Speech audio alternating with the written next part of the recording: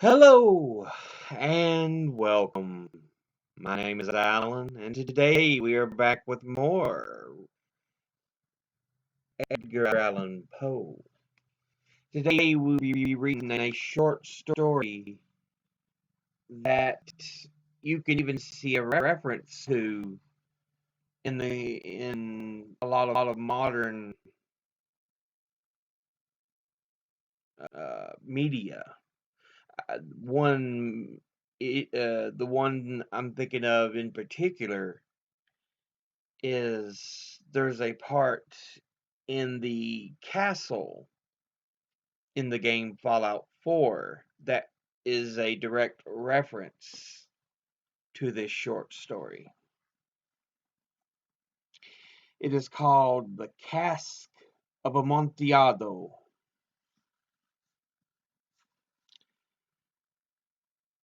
The thousand injuries of Fortunado I had borne as I best could, but when he ventured upon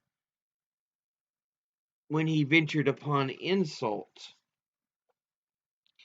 I vowed revenge. You, who so well know the nature of my soul, will not suppose, however, that I gave utterance to a threat. At length I would be avenged. This was a point definitively settled, but the very definitiveness with which it was resolved precluded the idea of risk. I must not only punish, but punish with impunity a wrong unredressed when retribution overtakes its redresser. It is equally unredressed when the avenger fails to make himself felt as such to him who has done the wrong. It must be understood that neither by word nor by deed had I given Fortunato cause to doubt my goodwill. I continued, as was my wont, to smile in his face, and he did not perceive that my smile now was at the thought of his immolation.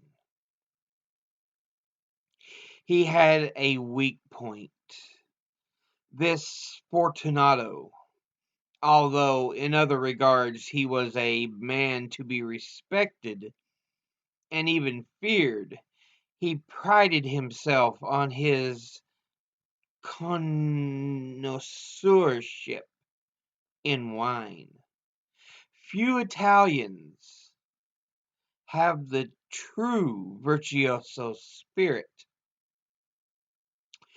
For the most part, their enthusiasm is adopted to suit the time and the opportunity to practice imposture upon the British and Austrian millionaires. In painting and gimmery, Fortunato, like his countrymen, was a quack. But in the matter of old wines, he was sincere.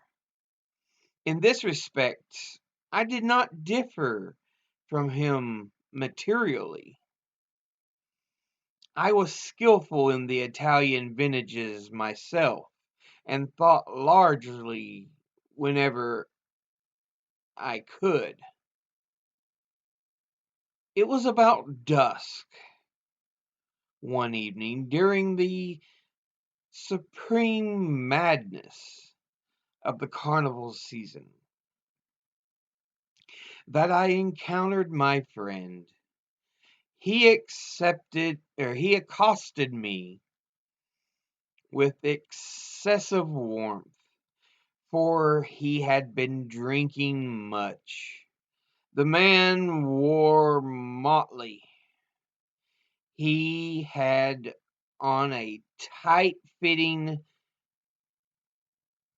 parda-striped dress, and his head was surmounted by the conical cap and bells. I was so pleased to see him that I thought I should never have done wringing his hand. I said to him, "My dear Fortunato, you are luckily met. How remarkably well you are looking today. But I have received a pipe of what passes for Amontillado, and I have my doubts." "How?" said he. "Amontillado? A pipe? Impossible! And in the middle of carnival?" "I have my doubts," I replied, "and I was silly enough to pay the full Amontillado price without consulting you in the matter. You were not to be found, and I was fearful of losing a bargain." "Amontillado!" "I have my doubts." "Amontillado!"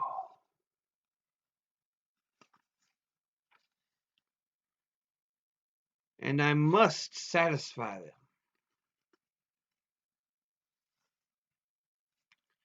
"Amontillado!" "As you are engaged, I am on my way to Lucchesi. If anyone has a critical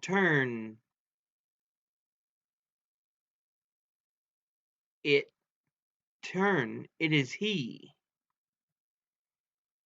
He will tell me, Lucchesi cannot tell Amontillado from Sherry.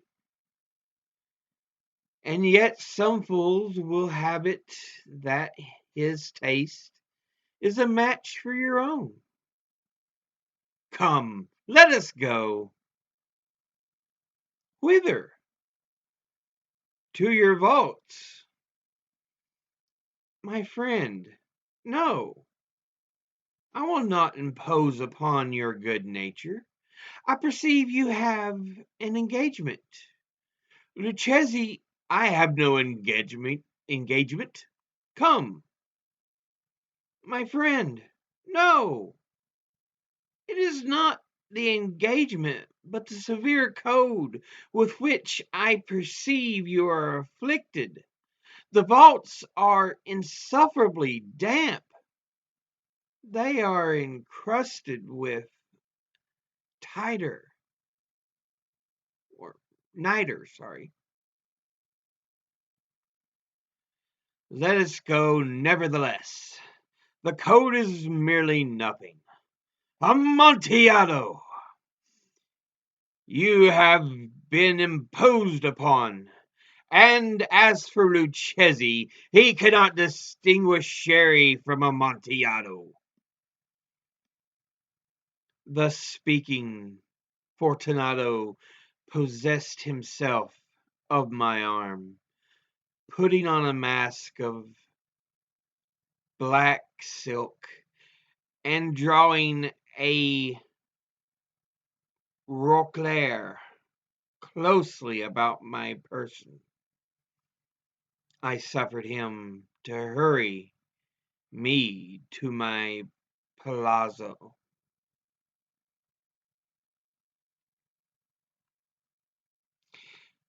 There were no attendants at home. They had absconded to make merry in honor of the time.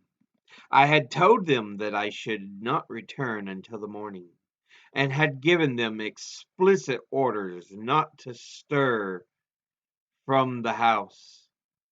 These orders were sufficient, I well know, to ensure their immediate disappearance, and one and all, as soon as my back was turned, I took from the sconces 2 flambeaux, and giving one to Fortunato, bowed him through several suites of rooms in the archway and led into the vaults.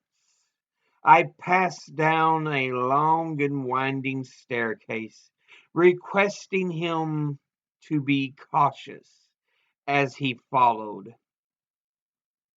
We came at length to the foot of the descent, and stood together on the damp ground of the catacombs of the Montresors. The gait of my friend was unsteady, and the bells upon his cap jingled as he strode. "The pipe," said he. "It is farther on," said I. "But observe the white webwork which gleams from the cavern walls." He turned towards me, and looked into my eyes with 2 filmy orbs that distilled the rheum of intoxication.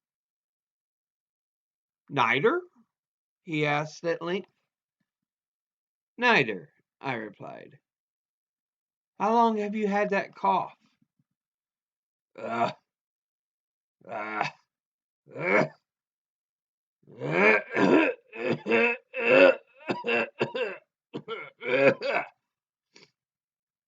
My poor friend found it impossible to reply for many minutes.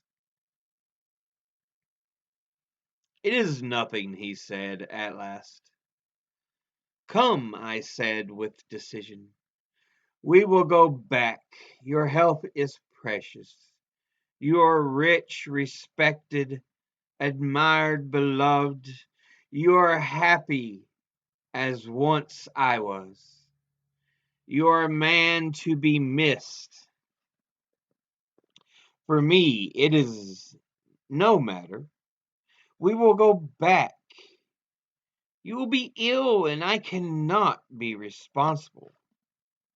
Besides, there is Lucchesi."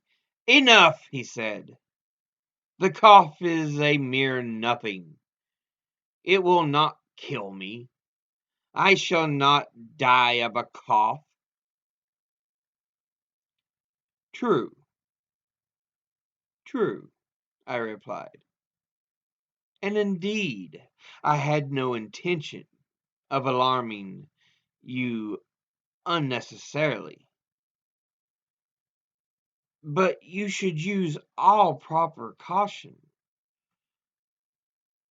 A draught of this Medoc will defend us from the damp." Here I knocked off the neck of a bottle which I drew from a long row of its fellows that lay upon the mould. "Drink," I said, presenting him the wine. He raised it to his lips, and with a leer, he paused and nodded to me familiarly, while his bells jingled. "I drink," he said, "to the buried that repose around us." "And I to your long life." He again took my arm, and we proceeded. These vaults, he said, are extensive. The Montresors, I replied, were a great and numerous family. I forget your arms. A huge human foot d'or in a field azure. The foot crushes a serpent rampant, rampant, whose fangs are embedded in the heel. And the motto? Nemo me impune la cassette.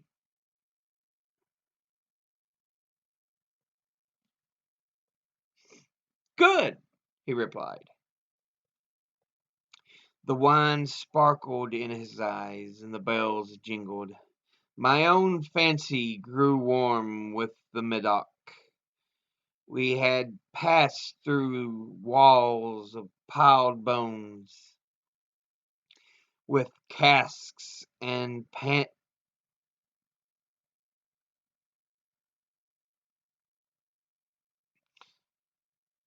puncheons intermingling into the inmost recesses of the catacombs.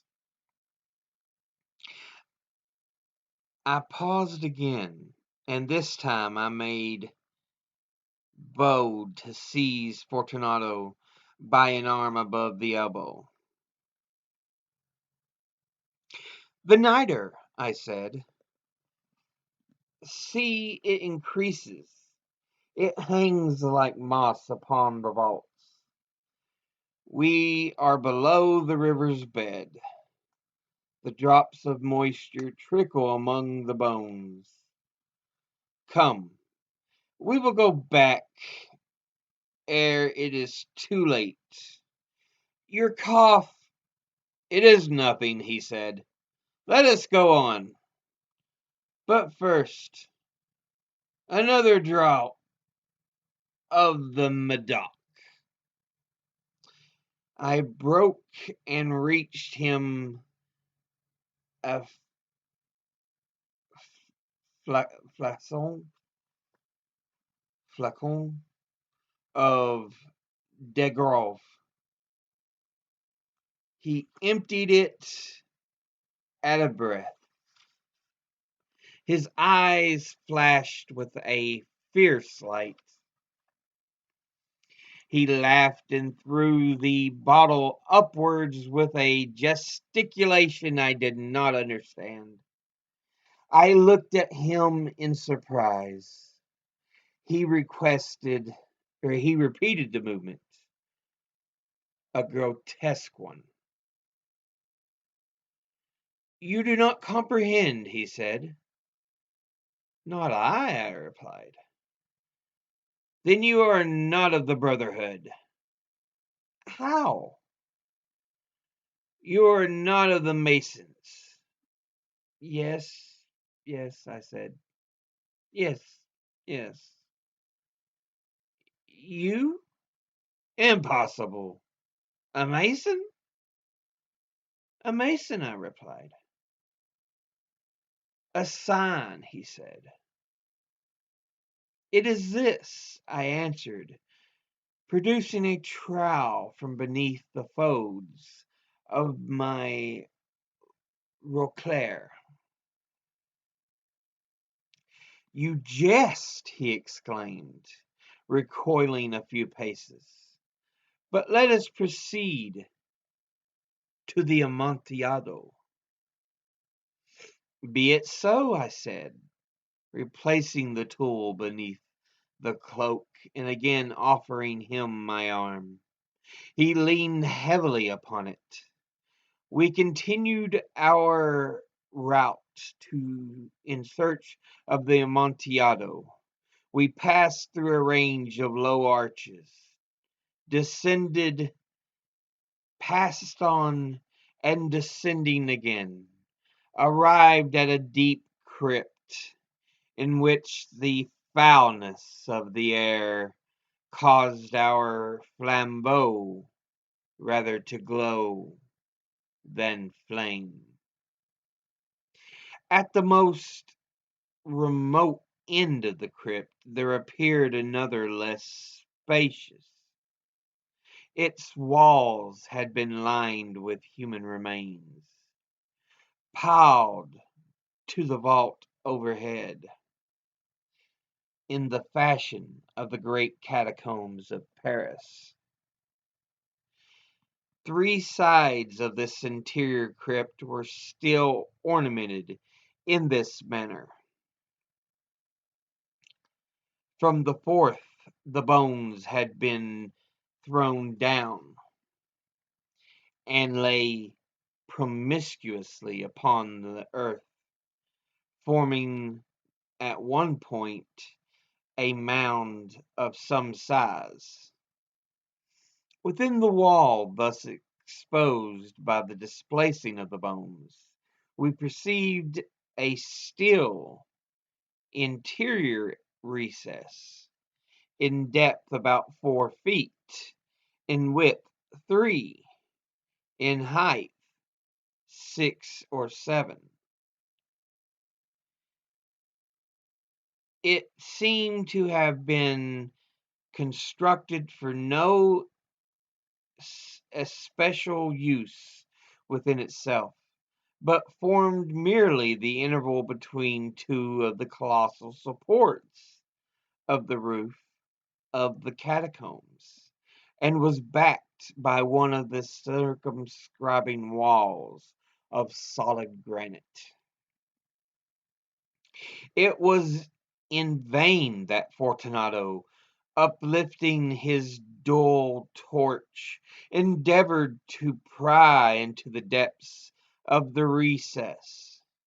Its termination the feeble light did not enable us to see. "Proceed," I said. "Herein is the Amontillado.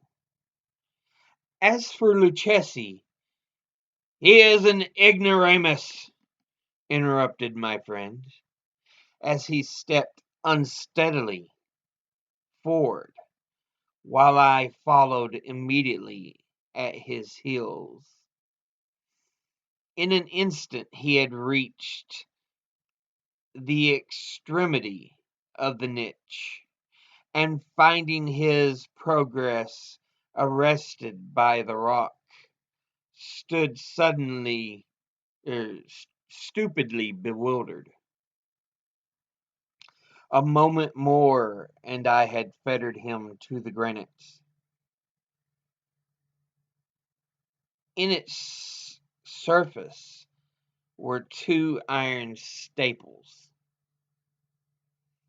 distant from each other about 2 feet horizontally. From one of these depended a short chain, from the other a padlock.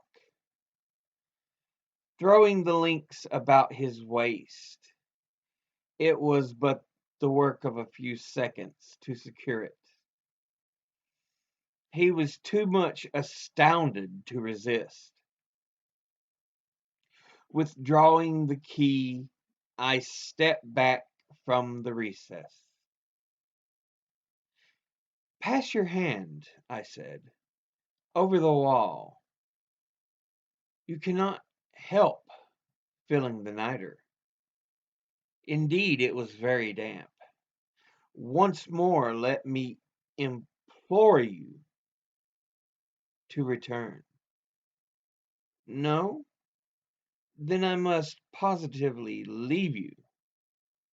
But I must first render you all the little attentions in my power." "The Amontillado!" ejaculated my friend, not yet recovered from his astonishment. "True," I replied, "the Amontillado. As I said this, the words, I busied myself among the pile of bones of which I had there before spoken. Throwing them aside, I soon uncovered a quantity of building stone and mortar. With these materials, and with the aid of my trowel, I began vigorously to wall up the entrance of the niche. I had scarcely laid the first tier of my masonry when I discovered that the intoxication of Fortunato had in a great measure worn off. The earliest indication I had of this was a low moaning cry from the depth of the recess. It was not the cry of a drunken man. There was then a long and obstinate silence. I laid the second tier, and then the third, and the fourth, and then I heard the furious vibrations of the chain. The noise lasted for several minutes, during which that I might hearken to it with the more satisfaction, I ceased my labors and sat down upon the bones. When the last clanking subsided, I resumed my resumed the trowel, and finished without interruption the fifth, the sixth, and the seventh tier. The wall was now nearly upon a level with my breast. I again paused, and holding the flambeau over the mason work, threw a few feeble rays upon the figure within. A succession of loud and shrill screams, bursting suddenly from the throat of the chained form, seemed to thrust me violently back. For a brief moment I hesitated. I trembled. Unsheathing my rapier, I began to grope with it about the recess, but the thought of an instant reassured me. I placed my hand upon the solid fabric of the catacombs, and felt satisfied. I reapproached the wall. I replied at the to the yells of him who clamored. I re-echoed. I aided. I surpassed them in volume and in strength. I did this, and the clamorer grew still. It was now midnight, and my task was drawing to a close. I had completed the eighth, the ninth, and the 10th tier. I had finished a portion of the last and the 11th. There remained but a single stone to be fitted and plastered in. I struggled with its weight. I placed it partially in its destined position. But now there came from out of the niche a low laugh that erected the hairs upon my head. It was succeeded by a sad voice which I had difficulty in recognizing as that of the noble Fortunato. The voice said,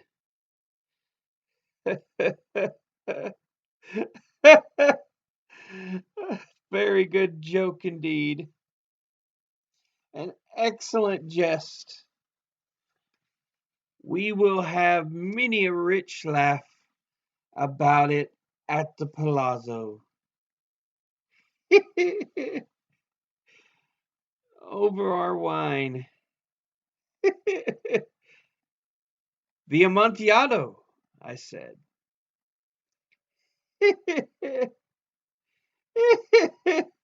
Yes, the Amontillado. But is it not getting late? Will not they be awaiting us in the palazzo? The Lady Fortunato and the rest. Let us be gone. Yes, I said. Let us be gone.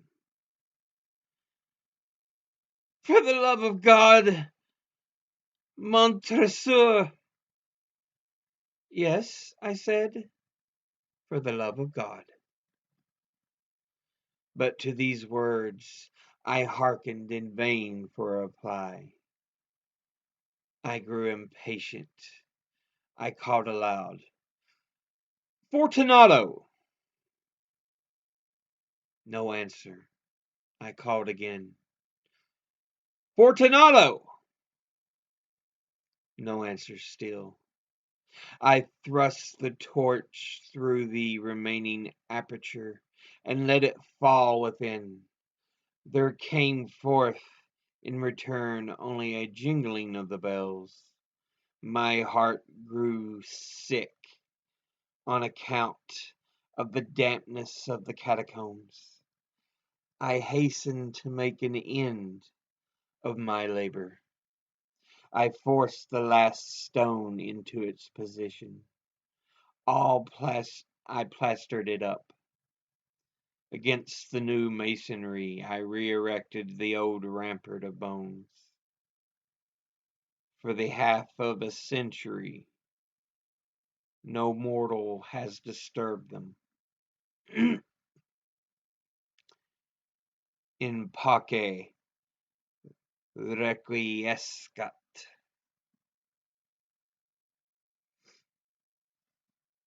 So, yeah,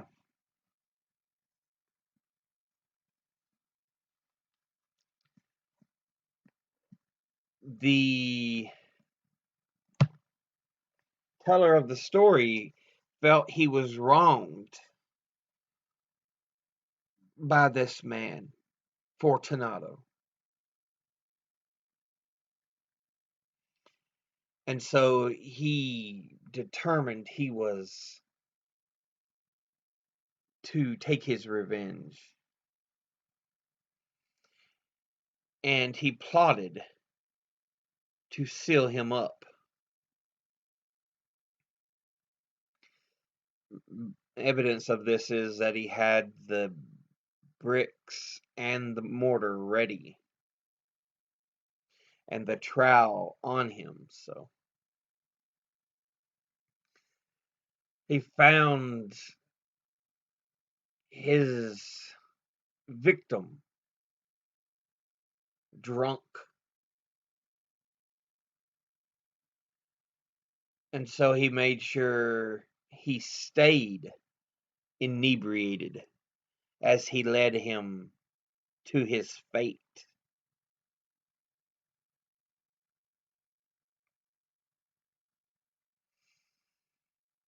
He led him into the recess,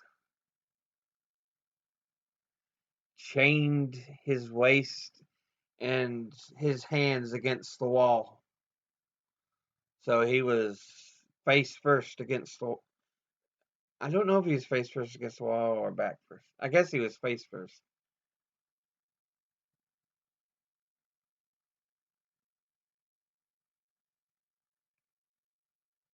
But yeah. And so the first person teller of the story, Poe, he says, he talks about bricking the man up inside this recess in the wall.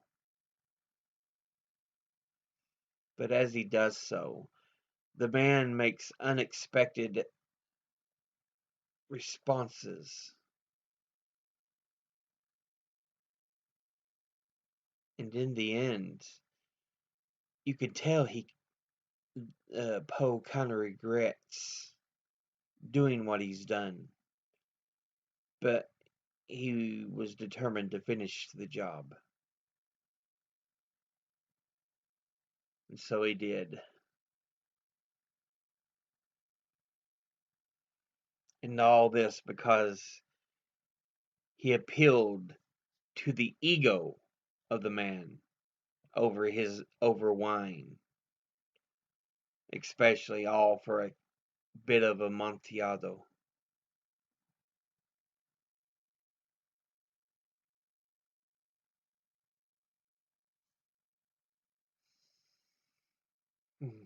But yeah, as I mentioned in the beginning, if you have played Fallout 4, you will see this scene or a reference to this once you get inside the castle, because in one of the rooms, um, you see a wall that's partially open, and inside the wall there's a skeleton hanging up, which is a direct reference to this short story.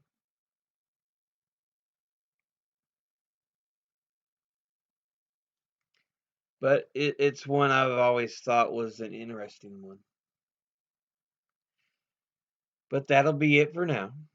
As always, educate thyself, think, read, study, learn. Someone tries to tell you something you have trouble believing, ask them to cite their sources. As always, I'll see you all in the next video. Until then, later.